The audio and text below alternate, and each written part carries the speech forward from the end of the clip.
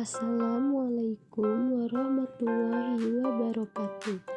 Perkenalkan, nama saya Cynthia Monica.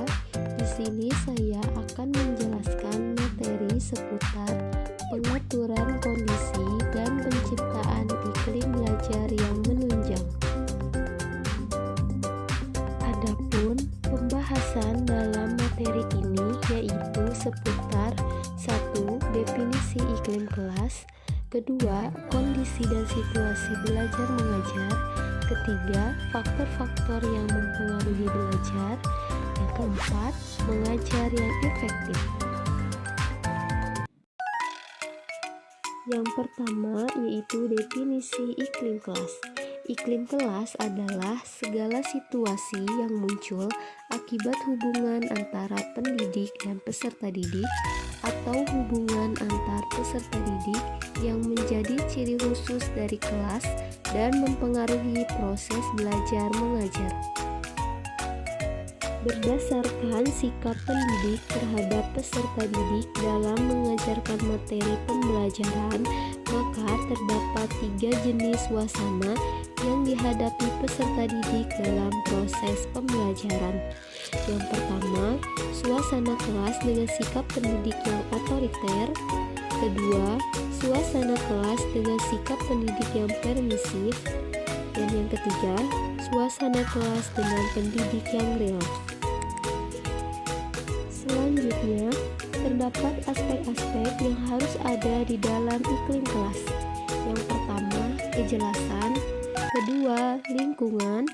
Ketiga, keadilan. Keempat, minat. Kelima, ketertiban.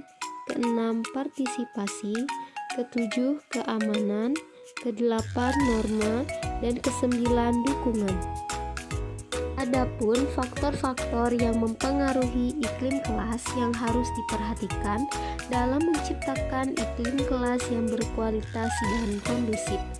Yang pertama, pendekatan pembelajaran berorientasi pada bagaimana siswa belajar atau student center. Yang kedua, adanya penghargaan guru terhadap aktifnya siswa dalam pembelajaran. Yang ketiga, guru bersikap demokratis dalam memanage pembelajaran. Yang keempat, setiap permasalahan yang muncul sebaiknya dibahas secara dialogis. Yang kelima, menyeting lingkungan kelas yang dapat memotivasi siswa dalam mengikuti pembelajaran. Dan yang keenam, menyediakan berbagai jenis sumber belajar. Kondisi dan situasi belajar mengajar. Yang pertama, ada kondisi fisik yang terdiri dari ruang tempat berlangsungnya pembelajaran, yang mana besarnya ruang kelas sangat bergantung kepada jenis kegiatan dan jumlah siswa yang melakukan kegiatan. Yang selanjutnya ada pengaturan tempat duduk. Kemungkinan pengaturan tempat duduk ini dengan pola berderet atau berbaris berbanjar, pola susunan berkelompok, pola formasi tapal kuda, dan pola lingkaran atau persegi. Selanjutnya ada ventilasi dan pengaturan cahaya, lalu ada pengaturan penyimpanan barang-barang. Kedua, kondisi sosio-emosional yang terdiri dari tipe kepemimpinan guru, yaitu gaya otoriter atau gaya demokrasi.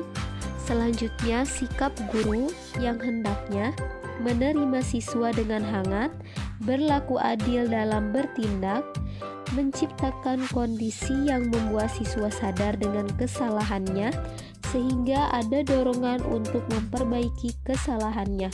Selanjutnya, suara guru. Tekanan suara hendaknya bervariasi yang tidak akan membuat siswa bosan mendengarnya. Dan selanjutnya, pembinaan hubungan yang baik. Diharapkan siswa mampu untuk gembira, bersikap optimistik, realistik, dan terbuka tentang dirinya. Ketiga, kondisi organisasional yang meliputi pergantian pelajaran. Ketika mengakhiri pelajaran, Guru sebaiknya tidak terlalu cepat ketika guru selanjutnya belum tiba, maka masa jeda itu terlalu lama. Selanjutnya ada guru yang berhalangan hadir. Nah, guru piket harus mempersiapkan diri untuk menutupi ketidakhadiran tersebut. Selanjutnya ada masalah antar siswa. Guru harus memahami karakteristik dan potensi guru sehingga dapat dipahami keseluruhan perilaku masing-masing dan menekan munculnya konflik di antaranya. Selanjutnya ada upacara bendera. Saat upacara, siswa harus diorganisasikan berdasarkan tingkatan kelas, sehingga siswa tertib dalam mengikuti kegiatan upacara bendera. Selanjutnya ada kegiatan lain yang meliputi kesehatan dan kehadiran siswa, penyampaian informasi dari sekolah kepada guru dan siswa, serta kegiatan rekreasi dan sosial. 4. Kondisi administrasi teknik meliputi daftar presensi, yaitu kerapihan, kebersihan, dan keteraturan presensi akan memberikan dukungan terhadap proses pembelajaran yang dilakukan. Selanjutnya, ruang bimbingan siswa. Ruang bimbingan ini diarahkan untuk memberikan bantuan pada siswa yang secara emosional memiliki masalah. Selanjutnya, tempat baca. Tempat baca merupakan bagian dari fasilitas yang memberikan kesempatan bagi siswa untuk berinteraksi dengan kawannya, dengan fasilitas dan guru. Selanjutnya, tempat sampah. Tempat sampah yang bersih ditempatkan di tempat yang tepat dan tidak mengganggu kegiatan belajar maupun bermain siswa. Selanjutnya, catatan pribadi siswa, yaitu perlakuan khusus yang dibutuhkan siswa dapat dilihat dari catatan-catatan tentang siswa. Faktor-faktor yang mempengaruhi belajar ada 2. Yang pertama adalah faktor intern yang terdiri dari faktor jasmania, faktor psikologis, dan faktor kelelahan. Faktor jasmania maksudnya proses belajar siswa akan terganggu jika kesehatan siswa terganggu. Selanjutnya adalah faktor psikologis yang tergolong kepada faktor psikologis, yaitu intelijensi, perhatian, minat, bakat, motif, kematangan, dan kesiapan. Selanjutnya ada faktor kelelahan. Faktor kelelahan pada jasmani atau rohani tentu saja dapat mempengaruhi hasil belajar siswa. Yang kedua, faktor ekstern yang terdiri dari faktor keluarga, faktor sekolah, dan faktor masyarakat. Faktor keluarga maksudnya para siswa yang sedang belajar akan menerima pengaruh dari keluarga yang berupa cara orang tua mendidik, relasi atau hubungan antara anggota keluarga, suasana rumah, keadaan ekonomi keluarga, sikap dan perhatian orang tua, serta latar belakang kebudayaan orang tua.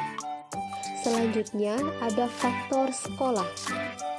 Faktor sekolah mempengaruhi belajar, meliputi berkaitan dengan metode mengajar, kurikulum, hubungan guru dengan para siswa, hubungan siswa dengan siswa, disiplin sekolah, media pelajaran, waktu sekolah, sarana dan prasarana sekolah, serta metode belajar siswa dan tugas sekolah.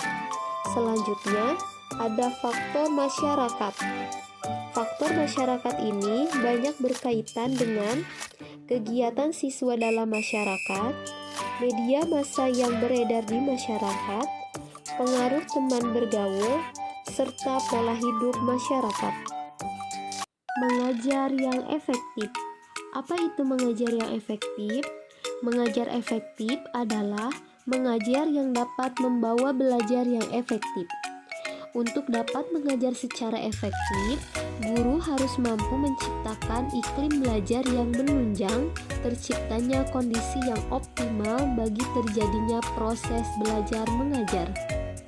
Kondisi yang optimal dalam belajar yang dimaksudkan tadi hanya dapat terjadi apabila guru mengajar menggunakan prinsip-prinsip mengajar. Adapun prinsip-prinsip dalam mengajar yaitu terdiri dari konteks, fokus, sosialisasi, individualisasi, urutan, dan evaluasi. Cukup sekian pemaparan materi saya sampaikan, kurang dan lebihnya mohon dimaafkan. Semoga apa yang saya sampaikan tadi bisa bermanfaat untuk kita semuanya. Wassalamualaikum warahmatullahi wabarakatuh.